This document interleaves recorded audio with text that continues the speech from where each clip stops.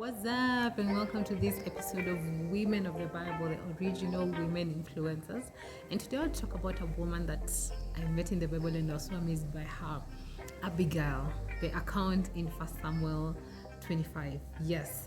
So story is that Samuel has died, the prophet of God, and so Israel gathers to just mourn him, and then David arises with his men and they go into the wilderness of Paran. So Nduthi anapita, yeah. So they go into the wilderness, and as they are there, he hears that a ninja called Nabal is somewhere close and he's sharing his sheep. So he sends his men. He tells them, go to this guy. Tell them, we were with you guys when your people were guarding your sheep. No one was harmed. No one was hurt. We protected them. So I'm just praying a favor. Do me a solid. Send me some food so that my men can also feast on this festive day. And so his men go and tell Nabal that so Nabal akambiwa a story na the guys will come and he's like, David who? Son of Jesse. Unajua siku hizi there are so many people who've deviated from their masters. Sasa mimi nitatoa food yangu mimi nipe watu mimi sijui surely mimi hapana.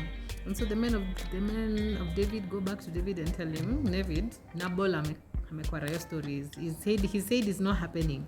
And so David is so furious, like ile furious yenye unakumbuka Cartoon Network time moshi ilikuwa inatoka hivi kwa masikio.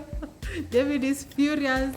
He tells his men, kila mtu achukue sword yake, kashing, kila mtu, we are going ready.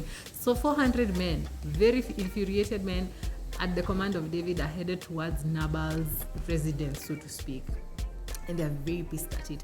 And so one of the young men, he sees what has happened, and then he runs to Abigail. So Abigail is the wife of Nabal. So Nabal, kwanza jinake, means senseless, foolish, dogomoti, slow kidogo, and he'll show this in many ways in this story. And so one of the young men runs to Abigail and ambia Abigail, what I'm sure, madam, tulikuwa na hawa seni ukweli walitulinda, they took care of us, none of us were harmed. It is true, they were like a wall for us day by day and by night. And now this guy has come, has asked your husband for a favor. Nabal has responded in this way, and I promise you need to figure out what you're going to do. Sis, you need to figure out what you're going to do, because these guys are gonna kill us, and danger is clear. It is looming. And so Abigail hurries, picks 200 loaves, wine, akachukua vitu David alikuwa anataka mapocho pale ameziwekelea kwa donkey, akaambia the young men, the servants of her house, go ahead of me, nakuja nyuma yenu. And so she's bravely going towards a 400-man army who are annoyed by her husband. I'm like, this chile had guts. Like, what kind of guts do you wear? Who dem alikuwa na guts? But also the Bible records that she was beautiful, she had a beautiful countenance, and she was wise. And so this is one of the ways that she shows her wisdom.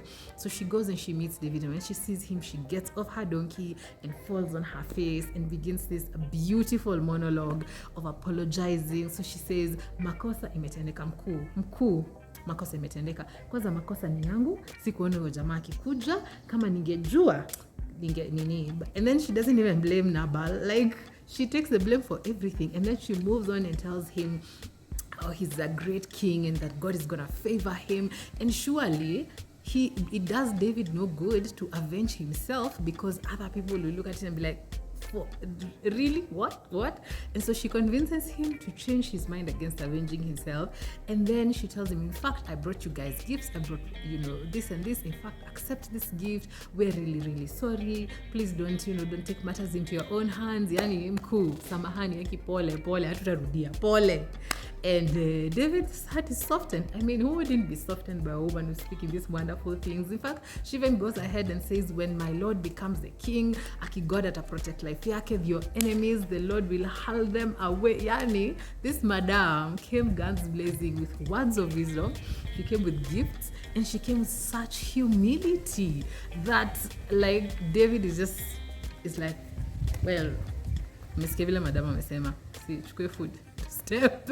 And so David tells Abigail, I'm so sorry for what has happened. Not so sorry.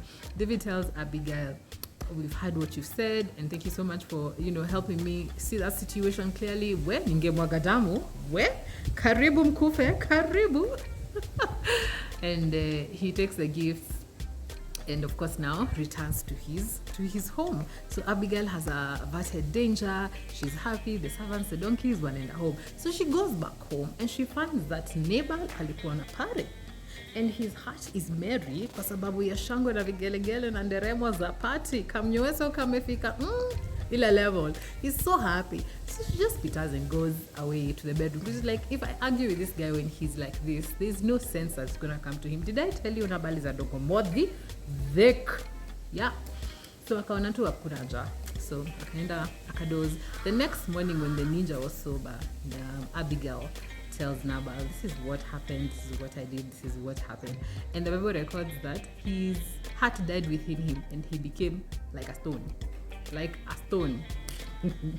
Paralyzed, like move. I guess from the shock of just what had happened, or God bringing now the avengers. God bringing the punishment that this guy deserved. And the Bible records that this chapter ends that after 10 days, God struck Nabal.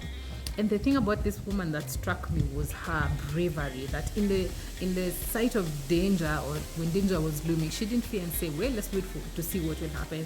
Let me wait for them wakuje ndio ni plead our case. She took matters in her own hands and she left and she went with food and with the supplies, and she came with such humility that even though she was the wife of a rich man, she knew that humility or a soft tongue would do better for the situation than blaming or talking harshly about this. Not even once are we seeing in the Bible where she blames her husband or calls him nothing. When she comes back home, she just tells him, and her humility it stands out to me so much. Her wisdom about how she spoke to David, the beauty of her mind and how it worked, and how she was able to convince David not to avenge for himself. And it is so beautiful that I think about Abigail and I'm like, this is the kind of wisdom we need as men in this century, the kind of way we need to deal with situations with humility, knowing that you have a power within you, the Spirit of God, and you don't have to shout or be aggressive about it. Imagine you can just be humble. You can talk about what you can use. God can use you in the words that you use for Him to work His glory. And later on in the Bible, when of course Nabal dies, I think the following chapter, when Nabal dies, David hears it and he sends his servant, oh madam, akuje. And so the servants come to visit Abigail and they say, David has sent us for you. And she kneels down and bows and she says, I am ready to be the servant of the Lord, washing their feet. I'm like, madam. But she got vibes. This chick got vibes. But she has courage and she has bravery and she has wisdom. And she was generous in the way that she gave. Like long before the Proverbs 31 woman was described in Proverbs 31, Abigail was her. Like brave, confident, generous, like doing the things, giving her servants work. Like this woman knew how to deal, even with a crass man like Nabal, she knew how to deal with him. And that, ladies and gentlemen, the story of Abigail, a beautiful story that I'm just amazed about. Hey! Until the next story of what women in the Bible, goodbye.